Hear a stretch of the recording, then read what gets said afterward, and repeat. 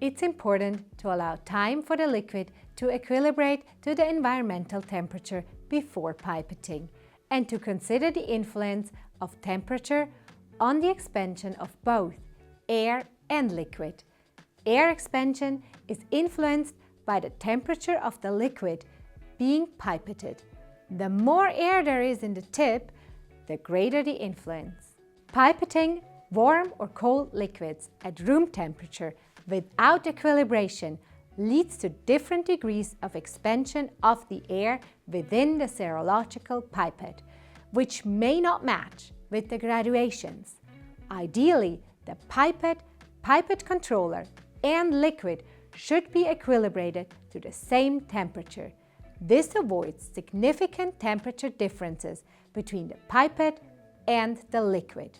Pre-wetting the pipette by aspirating and dispensing the liquid 2 or 3 times helps to equilibrate the environment inside the tip and reduces the extent of any error.